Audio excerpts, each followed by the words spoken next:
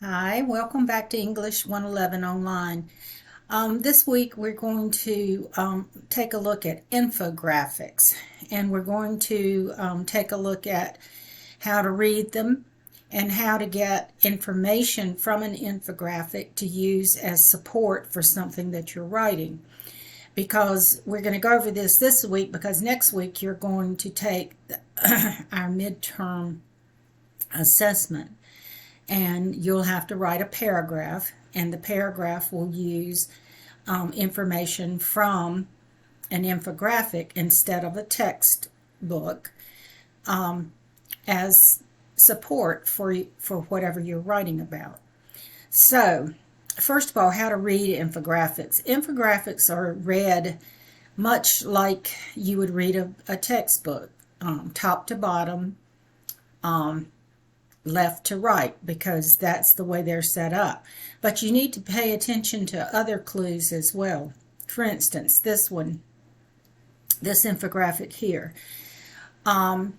there is a dotted line that goes all the way through the middle here, and that means that you're going to read left to right, but you're going to read down first because this is separated from that. So here is your brain on beer versus coffee.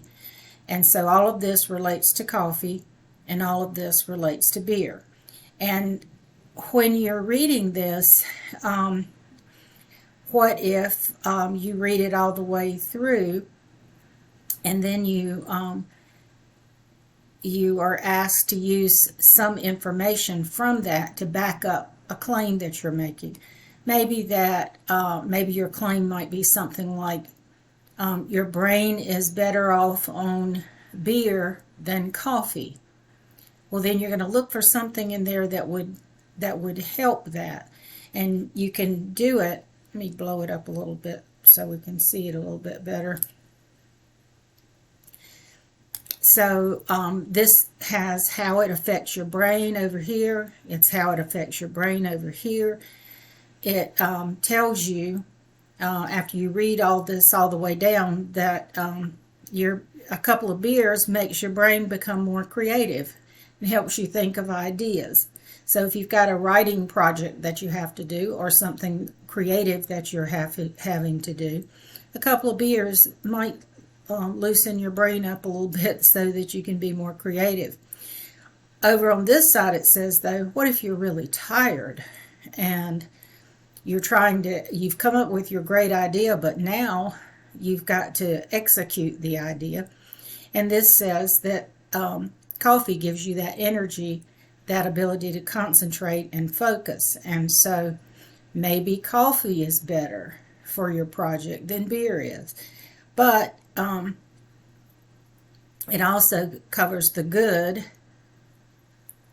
Here, beer versus coffee, and here's the bad, and for both of them. And the best time to drink, it says beer is good if you're searching for an initial idea.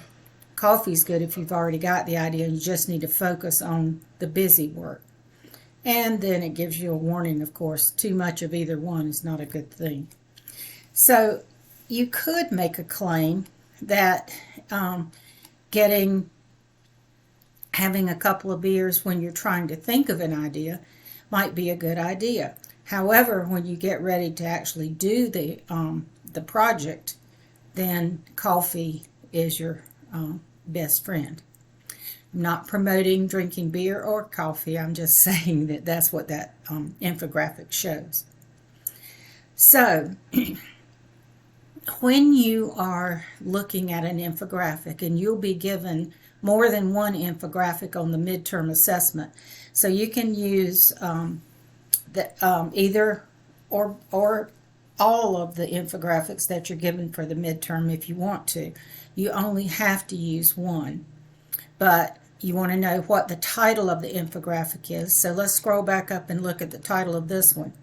The title is the thing that's at the very top, the thing that's bigger and bolder than everything else. So here it is, your brain on beer versus coffee. That's the title of the work. You need to recognize the title because in your MLA citation for using the information from the infographic, you're going to have to know what the title is so that you can create your infographic.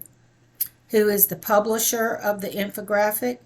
It says it was created by I Heart Coffee. However, I don't see a publisher on here. If I went to look for an infographic somewhere, hopefully I'd be able to see the publisher in the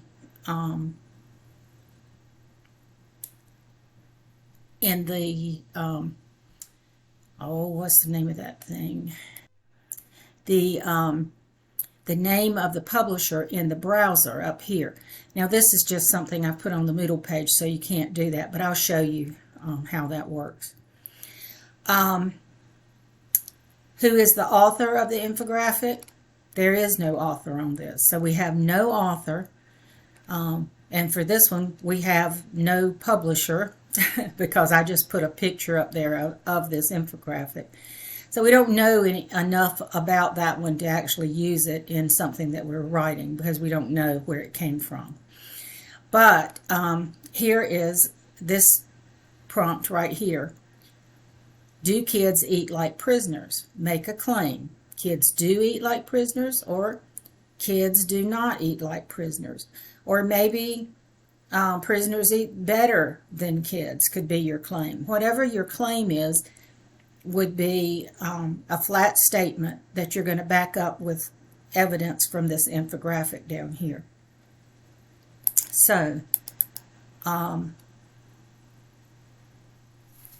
guess I can scroll to get this a little bigger too so we can look at it. I'm not going to spend a lot of time on it because you'll have another one to do.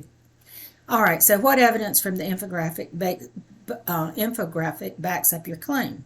Well, it tells you over here how much it costs to feed prisoners. It lets you look at, you see this jagged line down the center. It lets you know everything on this side is the about prison meals, and over here is everything about a typical school cafeteria meal. And so you can get information from this to back up. Is this a better meal? Do kids actually eat better? Or do prisoners eat better? Look at what they get to eat. So you could make a claim, and then you could pull in information from an infographic to back you up. So here's how to cite an infographic from, get rid of that, how to cite a digital image found on a website. And it has right here, this is where the one that I have highlighted is what you're going to use. You're going to have the creator's last name and first name, that would be the author, period. And then you have the title of the digital image in quotation marks, just like we did for the information from a text that we were using. You're going to have the title of the website in italics because the website that it's on would be the publisher.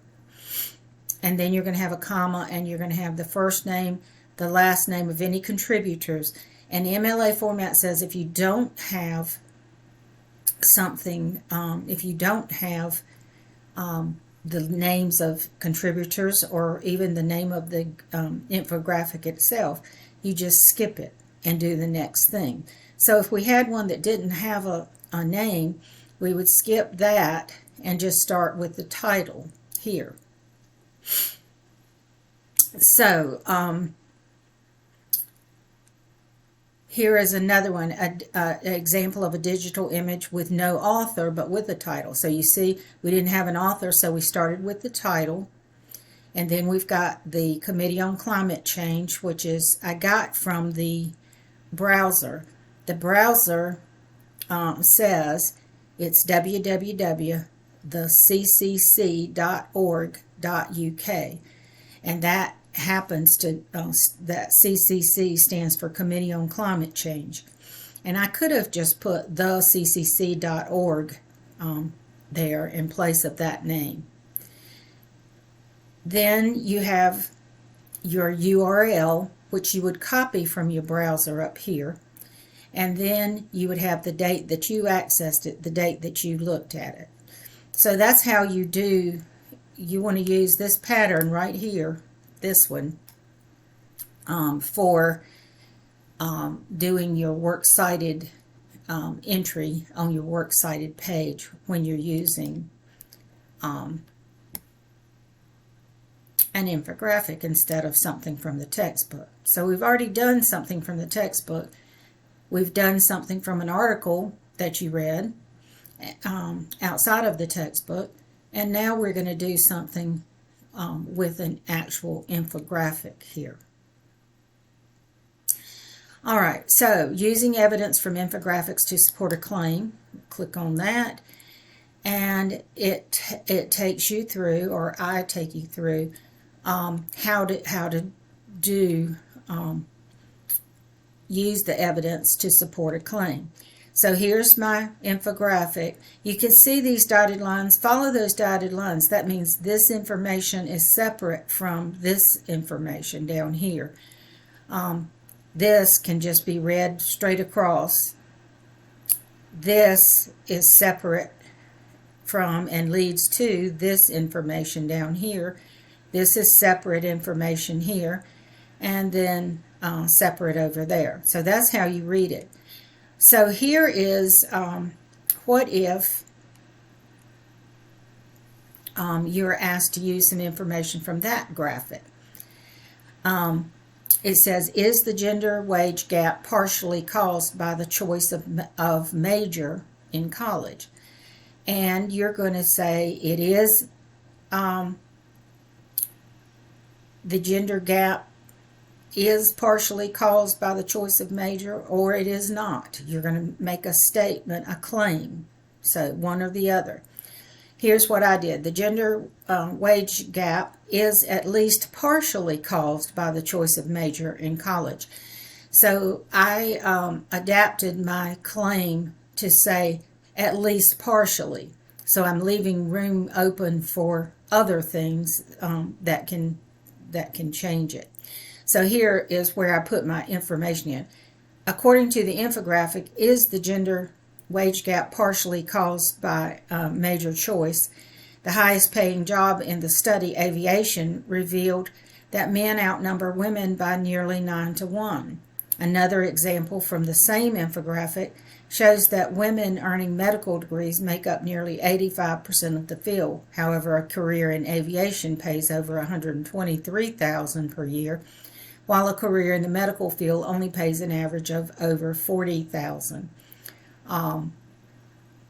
And so, in parentheses at the end of that, I have had to use an in-text citation that would take me to my works cited page. And here is the works cited. Is the gender wage gap partially caused by major choice? It's published by visually.net, and there is my URL, and then it was accessed way back on the 15th of May 2015 when I first put this together. So here's the way it goes. Title, website in italics, URL, and the date that it was accessed. If you have a date of publication, you'd put that in there too, but this one did not have that. And a lot of times you won't be able to see the date of publication, but if you have it, you could put it in there. Okay, so here is practice for the midterm assessment right here.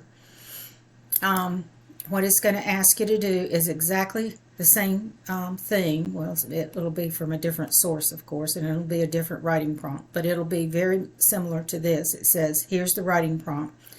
Is sleep important to being successful as a college student? You will make a claim. Sleep is important to being successful as a college student, or sleep is not important to being a college student. This is the infographic right here.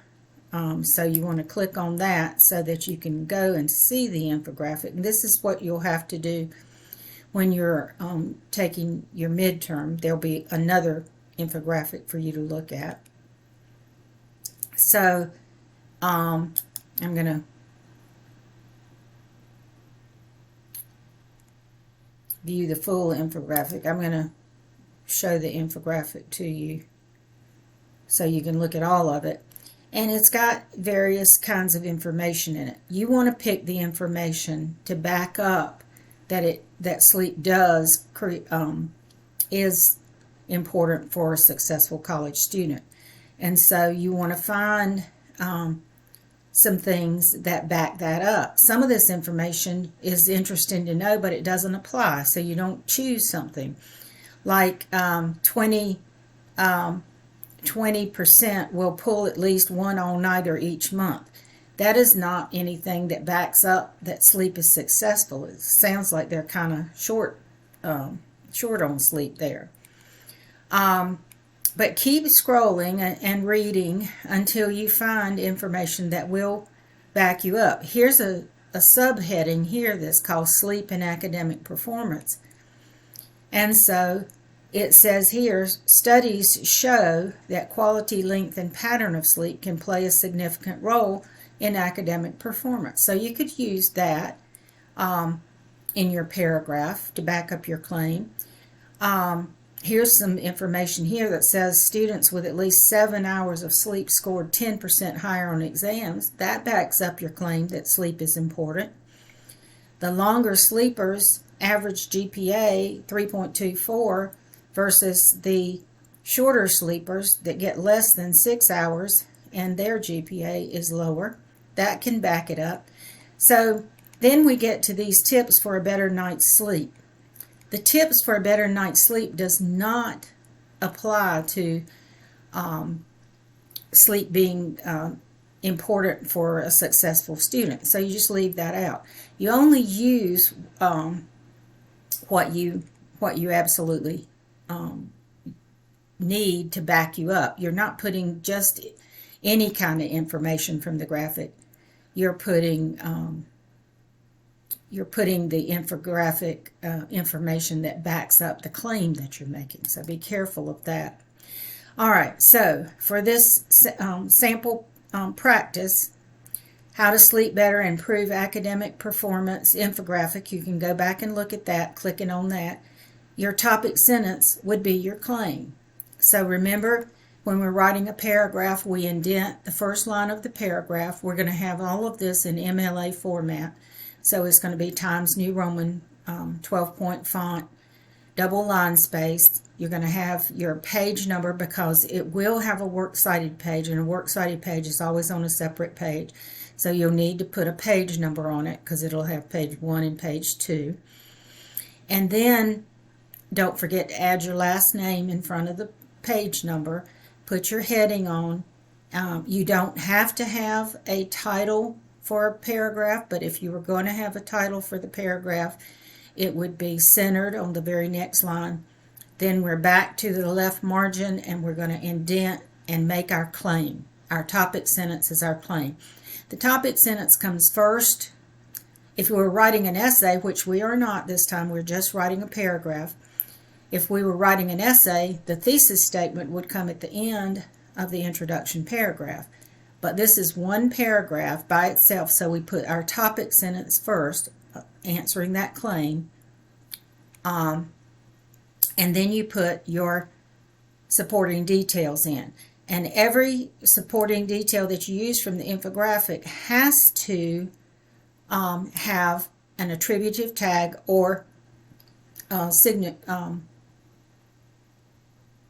signal phrase.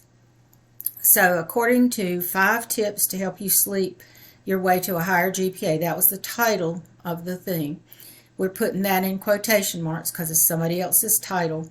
We put our comma because it's an introductory phrase, and it goes inside the quotation marks because commas and periods always go inside quotation marks. One reason sleep is is important for being a success in school. You're going to quote whatever it is that backs you up on that. and then you're going to have your explanation. Remember to ice it, I, introduce it, C, cite it properly, and then your explanation after, ICE. Because we mentioned 5 tips to help you sleep your way to a higher GPA up here, we don't have to have an in-text parenthetical citation because we already named it up here. Here, another reason sleep is important for success, and then in this case you need to mention it because we're not mentioning the name of the title. So you would just have 5 tips as your in text or your parenthetical citation here. Then your explanation, and finally I'm asking you to give me 3 bits of information that back you up that sleep is important for a successful college student. Same thing, you got to do the in-text citation, and then your explanation comes, and then we still need to wrap it up with a concluding sentence.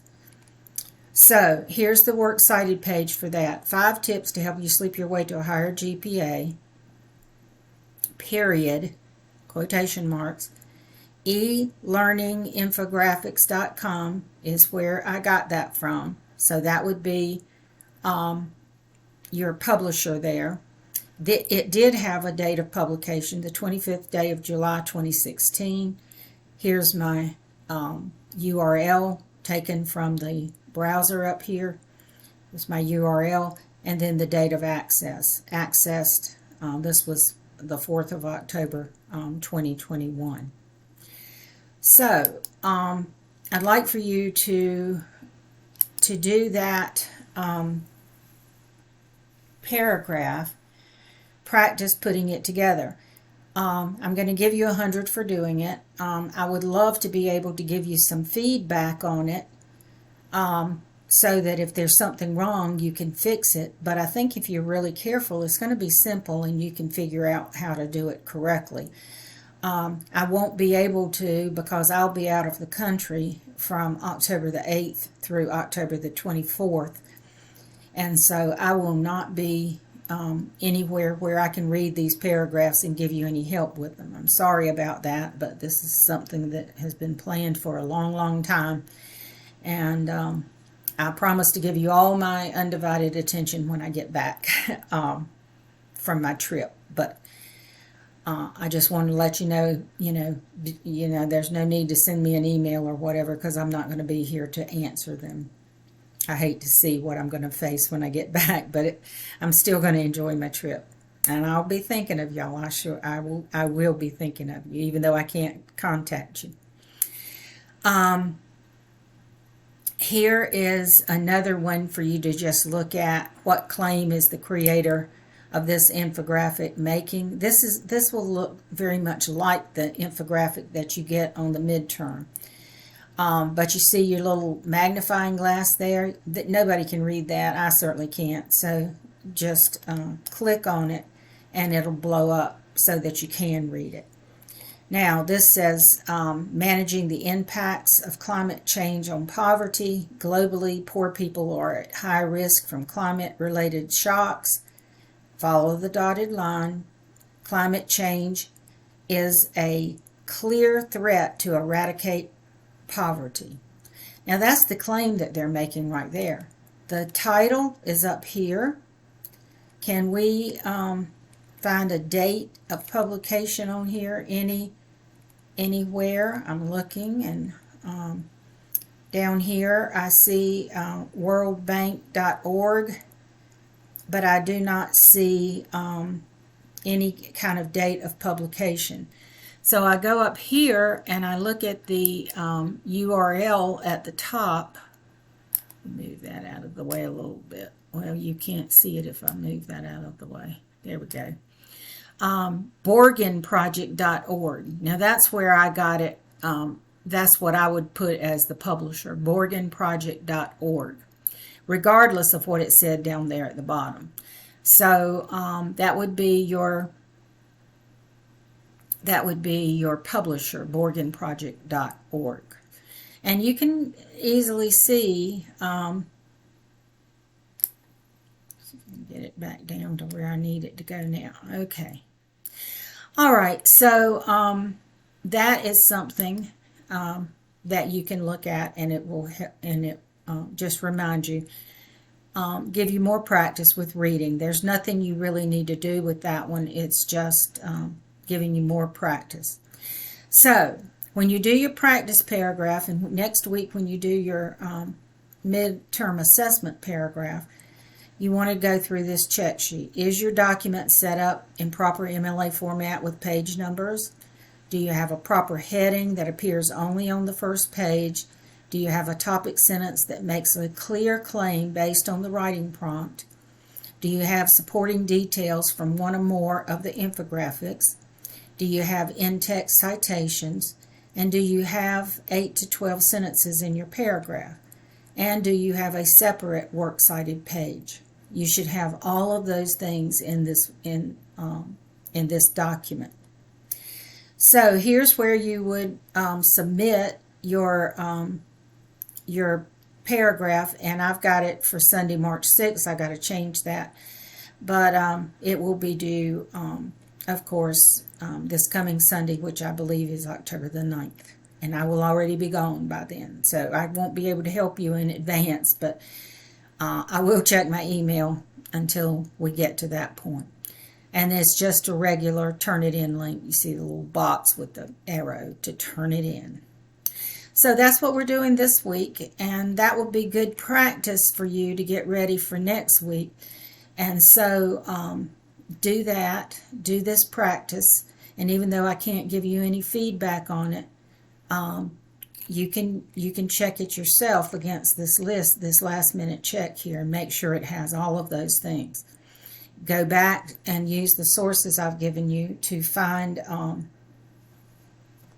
the information about how to do the in-text citation and all of that. I think it's all here. You just have to put it together. And it is just one paragraph, but it is 8 to 12 sentences. So you want to give me 8 to 12 sentences in your paragraph this week and in your paragraph for next week. And so I'll see you next time.